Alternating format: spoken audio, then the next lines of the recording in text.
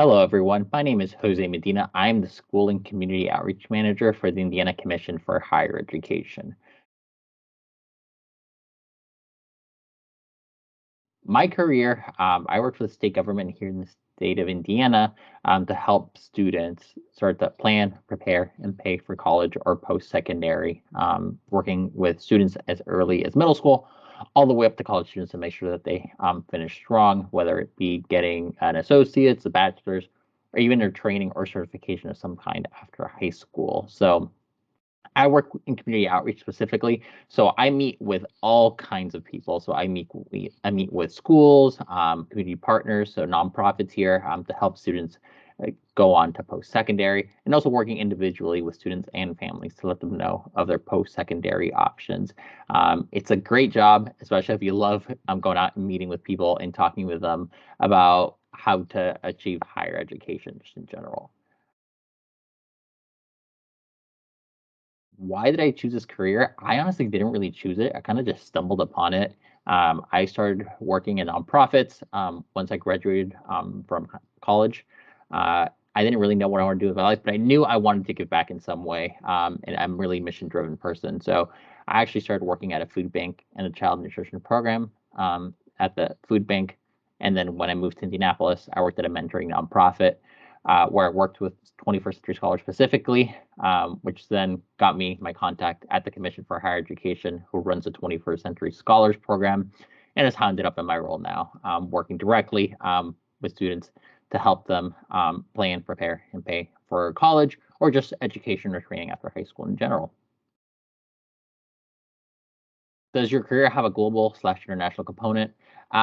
Yes and no. Not in the direct way that most people think about, working directly with international students or families, but in a way that being bilingual definitely helps. So, being my family being from Mexico, being fluent in Spanish is a huge, huge skill to have in my role, especially right now.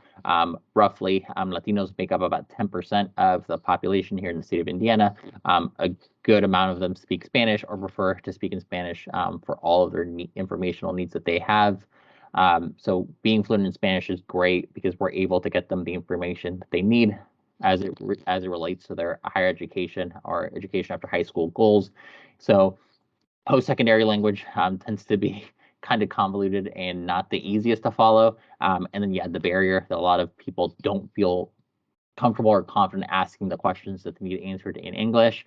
And it's just a double whammy. So, me speaking Spanish is super helpful in building those relationships with parents and families and students to feel more comfortable speaking to them in Spanish and getting their questions answered as it relates to higher education in the language that they would feel more comfortable and confident in.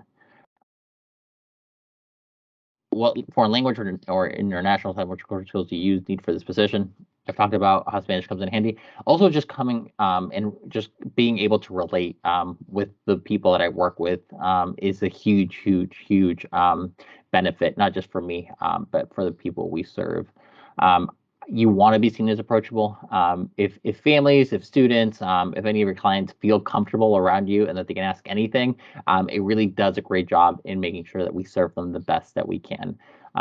Not everyone's going to want to ask questions of someone they don't feel comfortable with.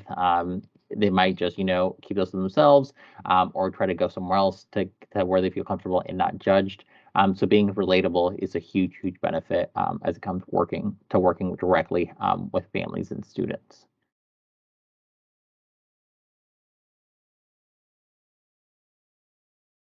Honestly, just being relatable more than anything. I would say, from my experience working with families that do not mainly speak English, it comes down to actually trying and being able to relate, being open, trying to communicate in one way or another, via either a translator or a translating app like Google Translate is a huge, huge need.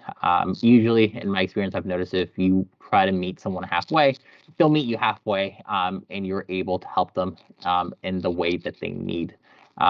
Being open to the experiences and not being closed off because someone is not getting the message that you need to get to them and getting frustrated is a huge, huge part of working with non-English speaking families. So also tied to that is patience, honestly. It's not always going to be, even in English, we see that sometimes there's miscommunication. Being patient and repeating certain things you need to say is a skill you're going to need if you want to work in direct service with clients, families, students, individuals in the community.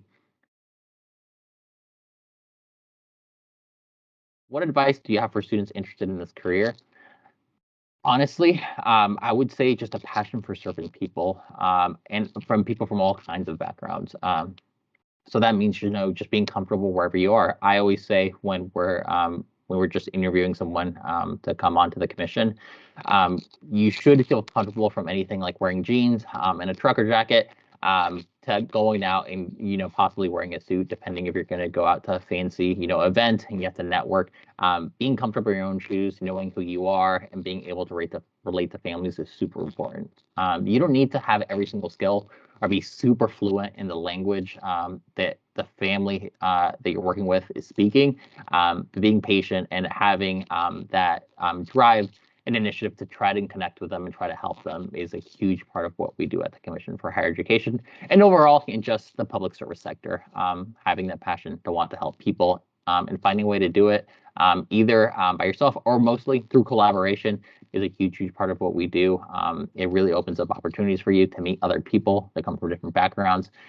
You never know who you're going to meet. That makes a big impact, not just on yourself, but on your community. We always hear stories of people wanting to give back and what they've done since they signed up, for example, for the 21st Century Scholars Program or another program like ours, like the Next Level Jobs. We're always happy to hear those success stories that started by just talking to that individual and seeing how they've grown as a result of it. I hope you learned something from this. I would definitely say, if you have a chance to learn another language or, experience another culture, definitely take it. It doesn't make you more worldly. It teaches you something new. You learn a new experience, but you never know who you can connect with later on and can have an impact in your life. So thank you for your time. I hope this is helpful. And yeah, I wish you nothing but the best in your future linguistical or cultural careers.